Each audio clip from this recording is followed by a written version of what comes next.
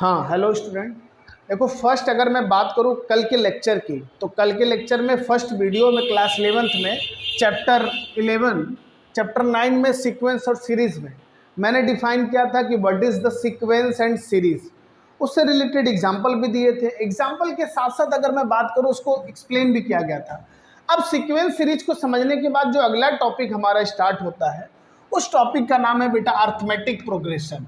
मैंने बताया था कि अर्थमेटिक प्रोग्रेशन तुम लोग क्लास 10th में पढ़े भी हो, तो तुम्हारे लिए एक तरह से इजी चैप्टर होगा और इजी चैप्टर होने के साथ साथ तुमको समझने में भी आसानी होगी। तो इसलिए अगर मैं बात करूं अर्थमेटिक प्रोग्रेशन की, तो अर्थमेटिक प्रोग्रेशन की जब मैं बात करता हूं बेटा, तो अर्थमेटिक प्रोग्रेशन को हम लोग इन शॉर्टकट हम लोग एपी से भी डिनोट करते हैं। किससे डिनोट करते हैं? एपी से। अब बताओ अर्थमेटिक प्रोग्रेशन क्या होता है। तो मैं कह सकता हूं कि AP is a sequence. AP is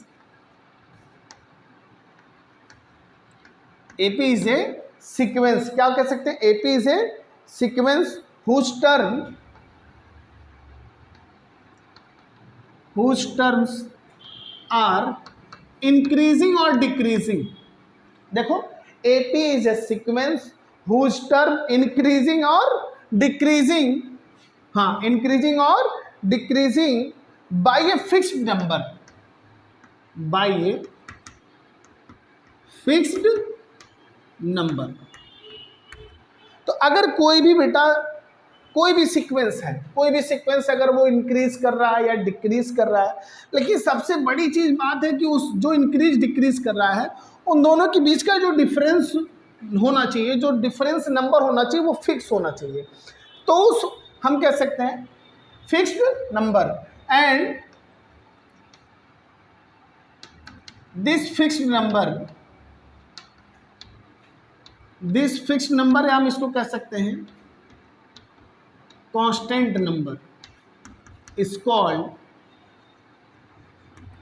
called common difference.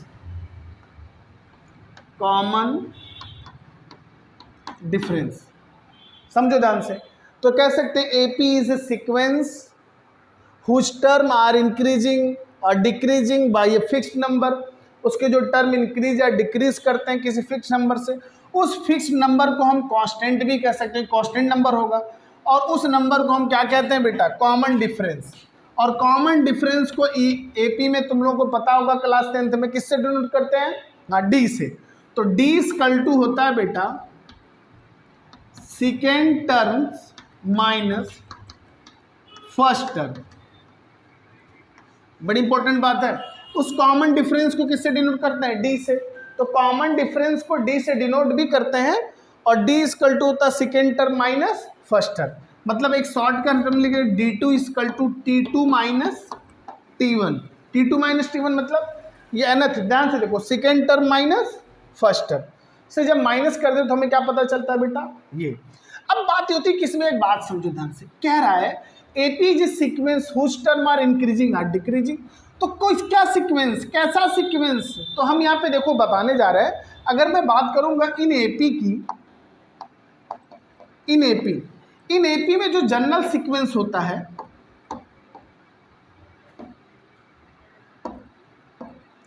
AP का जो जनरल सीक्वेंस होता है वो क्या होता है बेटा? बहुत अच्छी बात है। हाँ, ए plus D, A plus 2D, A plus 3D, A plus 4D, हाँ डॉट डॉट ए plus n minus 1 into D. यही होता है ना जी। तो किसी एपी का सीक्वेंस कहाँ से कहाँ तक होता है? या अब A plus n minus 1 into D हटा दो, ये डॉट डॉट कहाँ तक जा रहा है? एल तक। बड़े ध्यान से देखो। तो जनरल सीक्वेंस क्या होता है एपी का? A plus D, A plus 2D, A plus 3D, A plus 4D dot dot A. अब बात होती है कि सर ये क्या होता है? उस सीक्वेंस का, किसका? एपी के सीक्वेंस का ये फर्स्ट टर्म होता है। एपी के सीक्वेंस का ये क्या होता है? First term. उस एपी के सीक्वेंस का ये क्या होता है सर? ये बेटा लास्ट टर्म। अब कहोगे सर क्या? देखो बेटा, अगर मैं सीक्वेंस की बात करता हूं तो कोई भी सीक्वेंस कहां से कहां तक होगा? अरे फर्स्ट से लेकर के लास्ट तक। तो कोई भी सीक्वेंस क्या होगा? बिगिनिंग से लेकर के लास्ट तक। तो फर्स्ट टर्म में होगी और ये आ गया लास्ट टर्म। तो अगर हम देखो ध्यान से, फर्स्ट से लास्ट की तरफ जब जा रहे हैं तो ये जो फिक्स्ड नंबर है इसको ऐड करते जा रहे हैं। और याद रखना, अगर लास्ट से हम फर्स्ट की तरफ आएंगे तो इसी नंबर का सबट्रैक्ट करते हैं। तो मतलब जब बिगिनिंग से बेटा टर्म को पता करते हैं तो कॉमन डिफरेंस डी को ऐड करते हैं, और जब एंड से हम बिगिनिंग की तरफ आते हैं तो कॉमन डिफरेंस को सबट्रैक्ट करते हैं। बहुत अच्छा। तो देखो ए क्या होता है, फर्स्ट टर्म, एल क्या होता है, लास्ट टर्म। कोई भी सीक्वेंस कहाँ से कहाँ तक होती है, फर्स्ट से लेके लास्ट तक होती है। अब बात होती है कि सर ये डी क्या होता है, तो डी को सर ने यहाँ बताया है, वेयर डी इक्वल टू क्या आता है, कॉमन डिफरेंस। अब कॉमन डिफरेंस चेक करते चलो। सर ने कहा था कॉमन डिफरेंस कैसे पता करेंगे, सेकंड में से फर्स्ट को माइनस करेंगे। तो ये जनरल सीक्वेंस है, इसमें से इसको माइनस करो। ए प्लस डी में से बेटा किसको माइनस करेंगे, ए से, तो देखो ए कट गया, कितना आ गया, डी। उसी तरह से अगला पता करो, डी पता करेंगे, इसमें से इसको माइनस करके देख लो, ए प्लस 2d माइनस ये ए हो जाएगा और ये माइनस डी, तो डी से, अब देखो ए से ए कैंसिल और 2d में से डी जाएगा, क्या बचेगा, डी। तो देखो सबके डिफरेंस क्या आएंगे, सेम। तो अगर ये सेम आएंगे तो मैं कह सकता हूँ कि ये एपी का क्या है, जनरल सीरीज।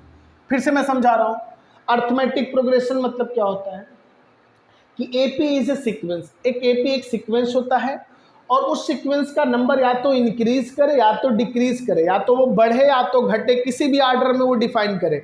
सबसे कंपलसरी बात है कि उसके बीच का जो इंक्रीजिंग डिक्रीजिंग नंबर जो होगा, वो जो फिक्स्ड नंबर है जिसके कारण वो डिक्रीज इंक्रीज कर रहा है, वो कांस्टेंट होना चाहिए, वो चेंज नहीं होना चाहिए। और उसी कांस्टेंट नंबर को तुम क्या कहते हो, हाँ, कॉमन डिफरेंस। तो common difference second term minus first term, तो T2 माइनस T1।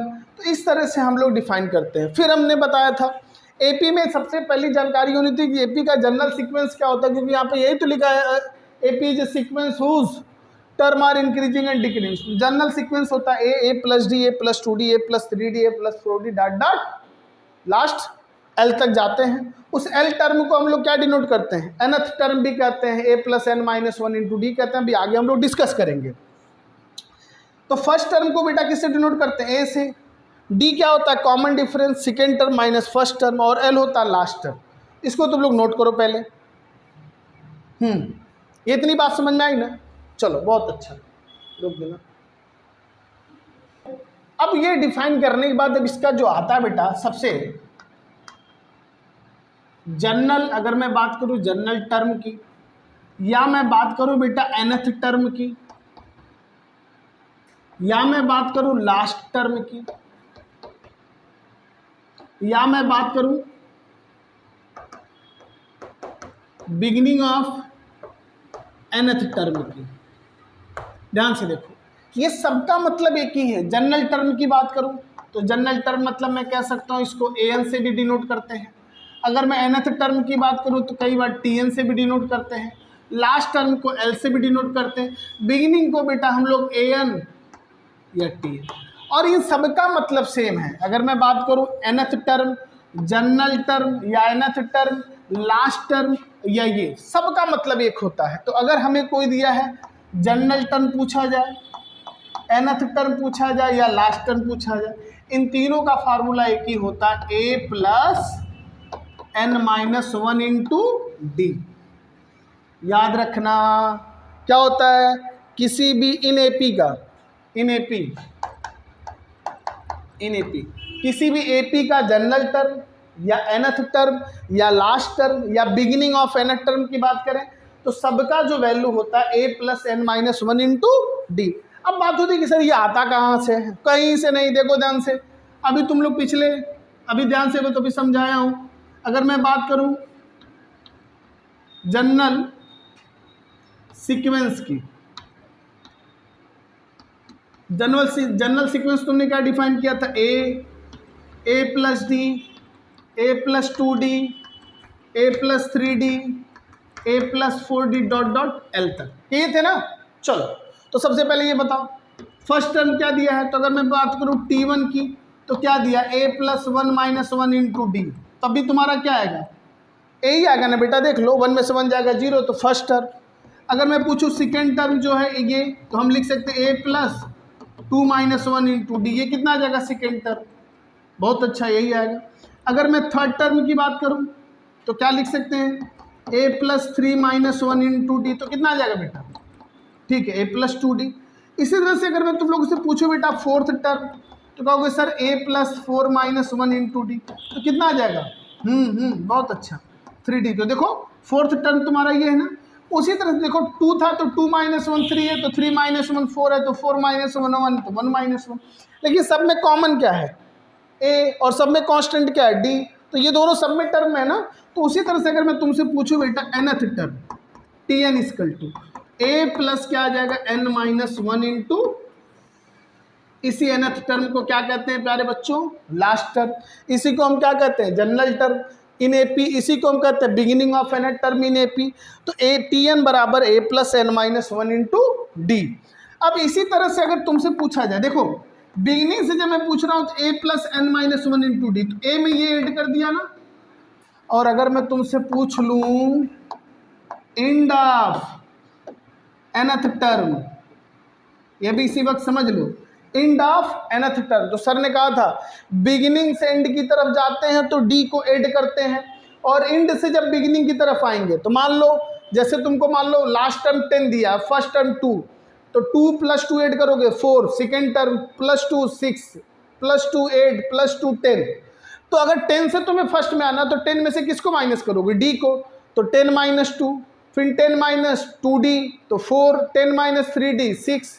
तो यहाँ पे अगर तुमसे पूछा जाए एंड ऑफ nth टर्म, तो एंड ऑफ nth टर्म का फार्मूला होता है, याद रखना क्या, l minus n minus 1 into D. And of nth term हम लोग का कितना होता है, l minus n minus 1 into D. समझ में आ गया। तो देखो बिगिनिंग ऑफ nth टर्म का a plus n minus 1 into D, and of nth term. अगर मैं तुमसे पूछूं इन दोनों का सम कितना होगा, किसका सम, हाँ बिगिनिंग ऑफ और end of, and of nth term का और बिगिनिंग का दोनों का सम कर देंगे तो देखो ये पूरी वैल्यू कैंसिल हो जाएगी, ये और ये क्या हो जाएगा, कैंसिल। तो क्या आ जाएगा, a प्लस एल। कई बार कंपटीशन में पूछा है, क्या पूछा है कि the sum of the beginning of nth term and end of the nth term is equal to, तो क्या कहोगे, a प्लस एल। तो ए क्या होता फर्स्ट और एल क्या होता लास्ट टर्म, नोट कर लो। मैं फिर से बता दे रहा हूँ, देखो general term, nth term, last term, beginning of term, तीनों का मतलब ध्यान से समझो, formula a plus n minus 1 into D होता है। कैसे होता है देखो, तुमने प्रूफ किया है। अगर बिगिनिंग से पूछेगा nth टर्म तो a plus n minus 1 into D, अगर लास्ट से पूछेगा एंड ऑफ nth टर्म तो l minus n minus 1 into D, इन दोनों का सम पूछेगा तो a प्लस एल। अब इसी से हम लोग एक एग्जाम्पल को हम लोग सॉल्व करते हैं। मान के चलो कि एग्जाम्पल क्या है, समझो। अब मैं किसी बच्चे से अगर पूछता हूं, हाँ अगर मैं पूछ ही लेता हूं, जरा ये बताओ बेटा कि मान लो अगर हमें एपी में अगर हमें दिया है 3 और फिर दिया है 10, फिर दिया है 17, फिर दिया है मान के चलो कि 24 डॉट डॉट। अब अगर मैं इससे तुमसे पूछा जाए कि फाइंड इसका 16th टर्म, क्या 16th नहीं 21th, मान लो तुमसे पूछ लिया है इसका 21th टर्म बताओ। फिर से देखो, बताओ फर्स्ट टर्म कितना है 3, सेकेंड 10, थर्ड 17, फोर्थ 21। तो पहले ये चेक कर लो कि एपी में कि नहीं है। चलो 10 माइनस 3 7, 17 माइनस 10 7, 24 माइनस 10 जल्दी से बताओ, हाँ 7 इन आएगा जी। चलो तो यहाँ पे देखो सबका कॉमन डिफरेंस क्या आ गया, सेम। अगर कॉमन डिफरेंस आ गया तो हम कह सकते हैं ये सीरीज किस में है, एपी में। अब एपी में होने से क्या करा, 21th टर्म कहाँ से, बिगिनिंग से बताना है। तो सबसे पहला काम बेटा a बराबर 3, d निकालो, 10 minus 3 is equal to 7, D पता चल गया। अब हमें पता है कि nth टर्म का फार्मूला क्या होता है, हाँ a plus n minus 1 into D. बहुत अच्छा, तो जल्दी से बताओ nth की जगह क्या पूछा है, अच्छा 21th टर्म, तो क्या लिखोगे a plus 21 minus 1 into D. अब a की वैल्यू बेटा बताओ कितनी है, अच्छा 3 है, 21 में से जाएगा 20 और d कितना आ गया 7, तो 3 + 7 2 140, 143। तो मैं कह सकता हूं कि उस एपी का 21th जो टर्म होगा कितना आ गया 143।